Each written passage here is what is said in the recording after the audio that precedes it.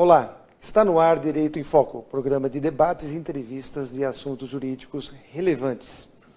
É um prazer ter a sua audiência. Hoje nós vamos conversar um pouquinho sobre a questão da prisão em segunda instância, que foi alvo de vários debates aí nas últimas semanas, julgamento pelo Supremo Tribunal Federal e com torcida, né? Parecia um jogo de futebol, uma final, aí como tivemos da Libertadores, né? Uns torcendo para que a prisão em segunda instância ocorresse e outros torcendo para que essa prisão somente ocorra depois do trânsito em julgado. E aí houve o julgamento, por uma margem apertada, né?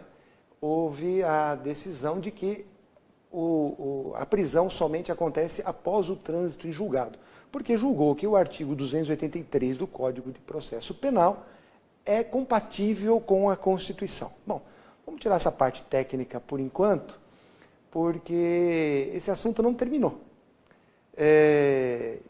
Esse julgamento resultou na liberdade de várias pessoas que estavam presas, depois de terem sido julgadas culpadas em segunda instância, mas sem o trânsito em julgado, foram libertadas, enfim, a imprensa acompanhou essa movimentação, mas nós estamos observando que tanto a Câmara dos Deputados como o Senado Federal têm propostas de alteração da legislação para modificação do Código Penal ou da Constituição, nós vamos ver isso aqui durante o programa, para que, com a decisão em segunda instância, a condenação em segunda instância, o réu já seja preso.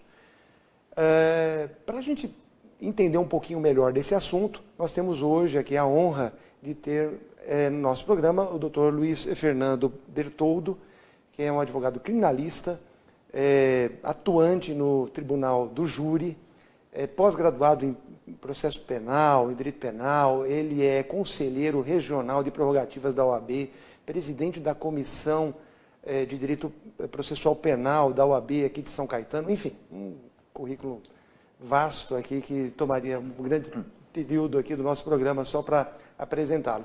Então, diretamente, Dr. Bertoldo, muito obrigado por ter aceito o nosso convite, seja muito bem-vindo ao programa Direito em Foco. Obrigado. Eu agradeço o convite, fico muito honrado, fico muito feliz de poder ter recebido esse convite. Então, assim, é uma honra poder participar do seu programa. A honra é nossa, doutor. Muito obrigado.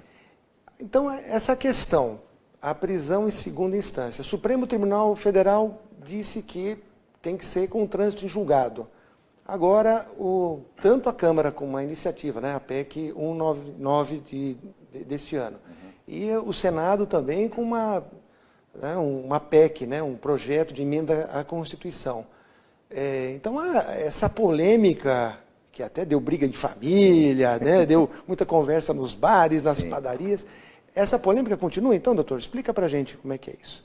Com certeza continua, porque é um tema que envolve muita coisa. Então, assim, com certeza ela continua, porque ele é um tema muito polêmico, que envolve a questão de prisão, aí tem a questão também da mídia, que fala muito sobre esse tema, né? Então, com certeza, muita polêmica. Inclusive, foi interposta essa ação, a ADC 43, que é a Ação Direta de Constitucionalidade, para declarar, inclusive, essa questão do artigo 283 do Código de Processo Penal, para saber se ele é um artigo que é constitucional ou não.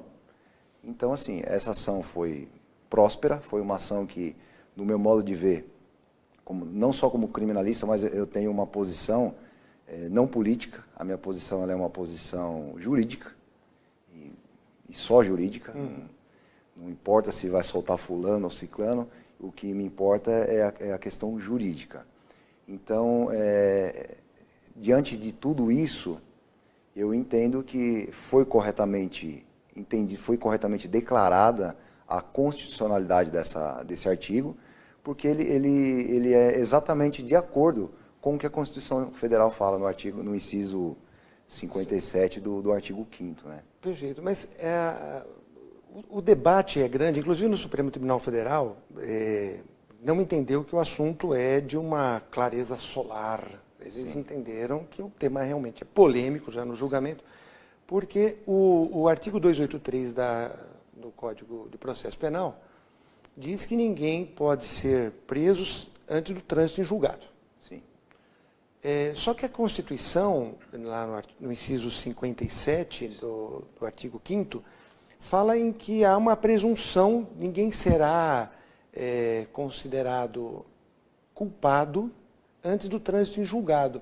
E a grande discussão que teve nessa situação de julgamento e que a mídia entrou também nesses debates, é o seguinte: uma pessoa pode ser considerada inocente, ou ter a presunção de inocência, e ir presa depois de determinados requisitos.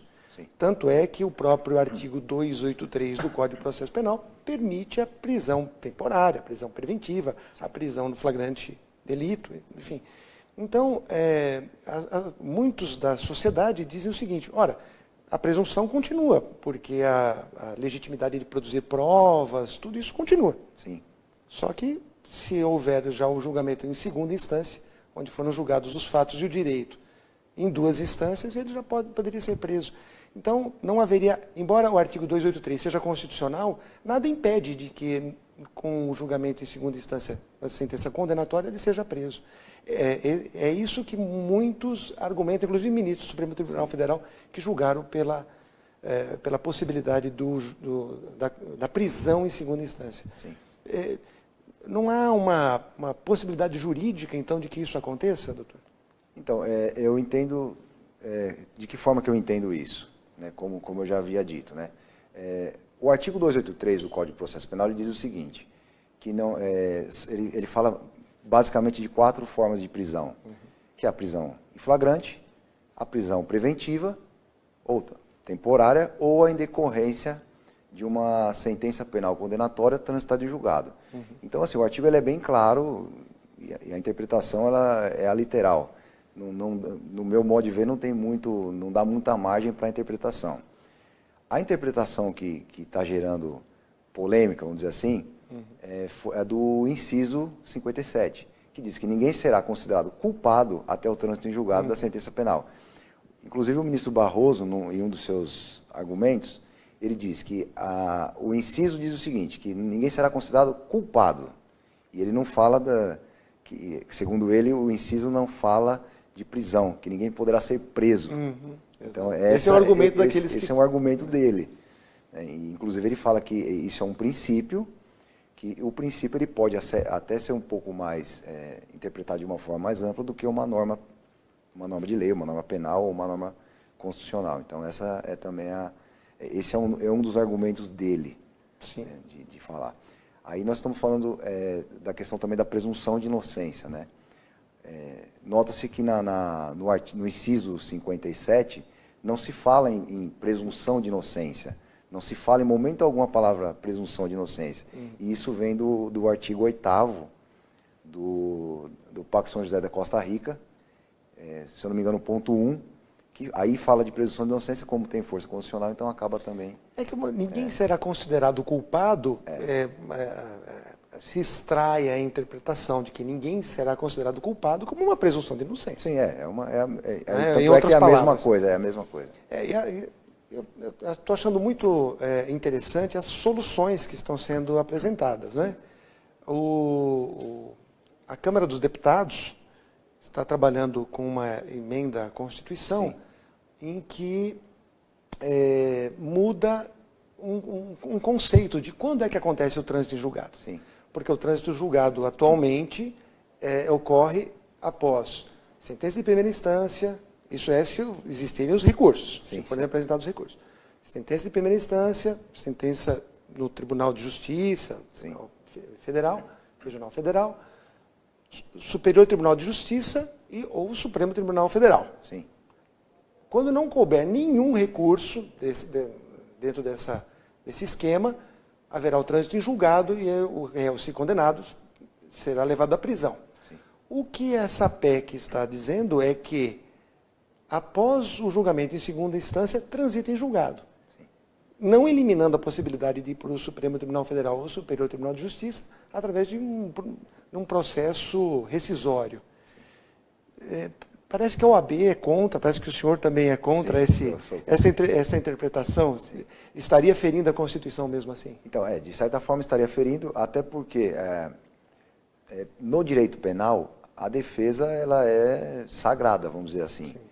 Então, assim, o direito de defesa ele é amplo. A Constituição também fala da ampla defesa. E todos os recursos que ali são inerentes a ela. Então, assim, eu acredito que essa PEC 199, que até pelo Alex Manente, ela pensa de que forma? Para que se retire o caráter de recurso, vamos dizer assim, do recurso especial e do recurso extraordinário, e se transforme isso como formas de revisão. Então, seriam recursos, entre aspas, né, revisionais. E ali, já havendo um acórdão condenatório em segunda instância, então, daí para frente, só se traria, então, uma revisão. Só que, Ariovaldo, a gente tem uma questão que é muito interessante. Se nós puxarmos aí através de estatísticas mesmo, 60%, 50% dos recursos que são interpostos perante o STJ ou o STF da defesa são revisados. São reformulados. Então, aí, já aconteceu, por exemplo, de ter caso, não vou nem falar de absolvição, mas já aconteceu, por exemplo, de ter caso da pessoa, do indivíduo, ter uma condenação, ser absolvido em primeira instância, ser condenado em segunda instância a uma pena alta, cujo regime seria o fechado, e ter essa pena revisada perante o STJ, a regime aberto, por exemplo, ou um semiaberto. Então, acontece muito isso. Então, assim, 60%, 50%, 60% dos casos são revisados. Então, por isso, é até uma forma de eu pensar, né, com relação a essa questão da segunda instância. Porque enquanto não se esgotar os recursos, então, sempre existe uma chance disso ser alterado, né? Então... mas essa questão, eu entendo essa situação que o senhor está colocando, muito bem colocada, mas muitos argumentos em sentido contrário vêm expostos da seguinte forma. O fato de ter também essa entrância especial, ou para o Superior Tribunal de Justiça, ou para o Supremo Tribunal Federal, acabam levando uma efetividade para o futuro, causando uma sensação de impunidade. E eu não sei, a estatística, eu não tenho esses números, eu não sei se o senhor tem aí esses números, mas também leva a um grande número de prescrições. Então, sim, muitas injustiças são realizadas também em sentido contrário, sim, onde pessoas que cometeram crimes acabam ficando sem a sua condenação. E eu gostaria de perguntar ao senhor o seguinte, essa polarização que aconteceu e está acontecendo, sim, ser preso em segunda instância ou não com essas PECs, isso para o senhor, isso é bom para o debate jurídico, a sociedade fazendo esse debate, mas o senhor vai responder isso aqui depois dos nossos intervalos. Daqui a pouco nós voltamos. Olá, estamos de volta com o programa Direito em Foco, programa de debates, entrevistas e assuntos jurídicos relevantes. No primeiro bloco, nós tivemos aqui uma aula, né, do Dr. Bertoldo sobre essa questão da prisão em segunda instância, né, os motivos pelos quais ele defende que tem que serem esgotados todas as instâncias, todas as possibilidades de defesa, e somente após o trânsito em julgado, né, na instância especial, é que um réu condenado deve se recolher à prisão. E nós terminamos o primeiro bloco, eu perguntando, né, para o Dr. Luiz Fernando Bertoldo, se essa polarização, né, como é que ele entende esse acompanhamento da sociedade civil, né, que está quase que acompanhando como torcidas, né? As discussões jurídicas saíram do monopólio, né, dos operadores do direito, né, dos juízes, promotores, advogados, e hoje está nas rodas de amigos, nos grupos de WhatsApp, né, nos nos grupos de Facebook e outras mídias. E essa discussão, então, tem gerado muitas brigas, né? Brigas entre familiares, entre amigos, entre colegas. Isso é bom, doutor? Essa discussão sobre a prisão, muitas vezes famílias não têm nenhum caso concreto ali no seu meio e estão discutindo sobre a prisão em segunda instância. Como é que o senhor, como advogado criminalista, especialista nisso, está vendo essa discussão sobre a prisão em segunda instância e agora com as duas casas brigando entre si pelo protagonismo dessa PEC? Como é que o senhor vê essa situação da sociedade tão agregada a esses assuntos jurídicos como esse? Então, eu acho interessante, eu acho que é muito importante que a sociedade ela se intere sobre assuntos, né, jurídicos e políticos. Então, nunca se falou tanto em política, nunca se falou tanto, por exemplo, em STF, como hoje se fala. A gente até estava conversando, há 20 anos atrás a gente não sabia nem quem que era um ministro, por exemplo, do STF. Hoje, um cidadão comum, qualquer cidadão sabe o nome de pelo menos uns 3. Você fala em Gilmar Mendes, ele já sabe quem é, você fala... Então, né? Então as pessoas sabem pelo menos o nome de uns 3. Né? Então eu acho muito interessante que a sociedade converse sobre isso, sem brigar, porque brigar também não leva a nada, né? A briga e a discussão tem que ser no campo das ideias, sempre no campo das ideias, com respeito, com muito respeito, né?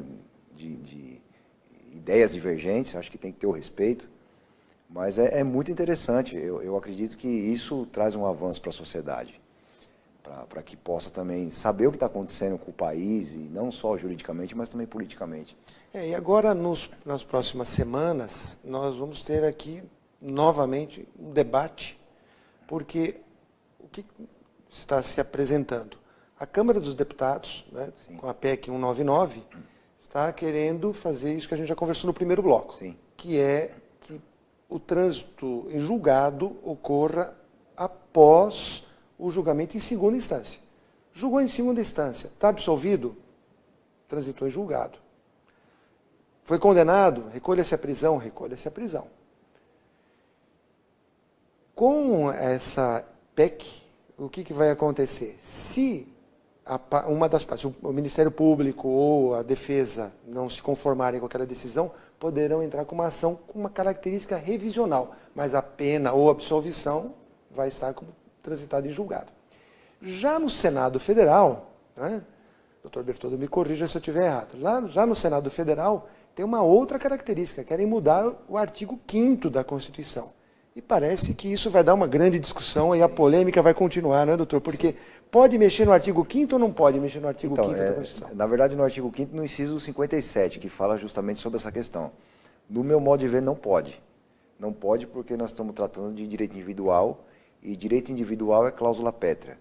Então, já houve até, inclusive, essa discussão de não se poder mexer no artigo 5º por ser uma cláusula pétrea, aí só no caso, então, de ser uma cláusula pétrea, aquela que não pode ser mexida, né? Uma emenda constitucional não pode mexer. Não tem essa, então teria que ter uma nova constituinte para que então aí possa ser... E não seria o caso de uma constituinte. Aí não é viável. Né?